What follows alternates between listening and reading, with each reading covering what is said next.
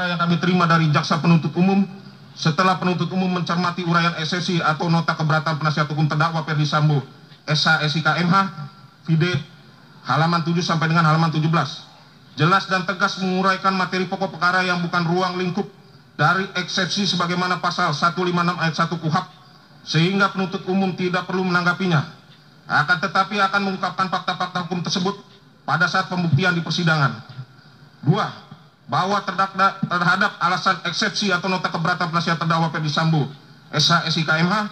mengenai ringkasan surat dakwaan yang tidak menguraikan peristiwa secara utuh, antara lain surat dakwaan tidak menguraikan rangkaian peristiwa yang terjadi di rumah Magelang, bahkan terdapat uraian dakwaan yang hanya bersandar pada satu keterangan saksi tanpa mempertimbangkan keterangan saksi lain. Setelah penuntut umum mencermati uraian eksepsi atau nota keberatan penasihat hukum terdakwa Ferdy Sambo, SH SIK MH, dalam kurung vide halaman 18 sampai dengan halaman 26, jelas dan tegas menguraikan materi pokok perkara yang bukan ruang lingkup dari eksepsi sebagaimana pasal 156 ayat 1 KUHP, sehingga penuntut umum tidak perlu menanggapinya, akan tetapi akan mengungkapkan fakta-fakta hukum tersebut pada saat pembuktian di persidangan. 3. Bahwa terhadap alasan eksepsi atau nota keberatan penasihat terdakwa Ferdy Sambo, SH SIK MH, mengenai surat dakwaan disusun oleh jaksa penuntut umum dengan tidak hati-hati dan menyimpang dari hasil penyidikan, serta tidak memenuhi syarat material sebagaimana yang telah kami jelaskan mengenai ketentuan perumusan dakwaan secara singkat dalam poin 4 ketentuan perumusan dakwaan, sehingga surat dakwaan berdasarkan pasal 143 KUHP harus dinyatakan batal demi hukum. Setelah penuntut umum mencermati uraian eksepsi atau nota keberatan penasihat hukum terdakwa Ferdy Sambo, SH SIK MH, vide halaman 26 sampai dengan halaman 28, rupanya penasihat hukum terdakwa Ferdy Sambo, SH SIK MH tidak memahami maksud dari pasal 143 ayat 2 KUHP yang dengan tegas berbunyi,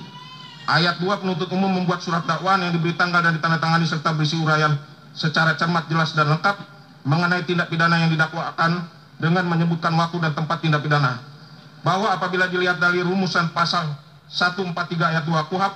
tersebut di atas jelas dan tegas dalam surat dakwaan atas nama terdakwa Ferdy Sambo, SH SIK MH. Selanjutnya akan dilanjutkan rekaman saya.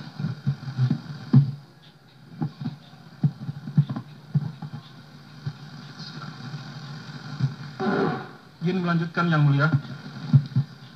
Nomor register perkara PDM 242 JKTSL 10 2022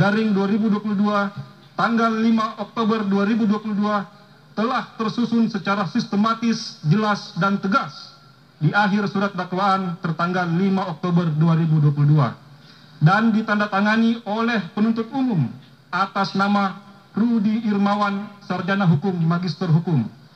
Kemudian di awal surat dakwaan menyebutkan waktu kejadian, yaitu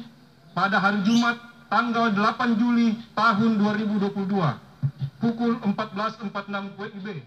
sampai dengan pukul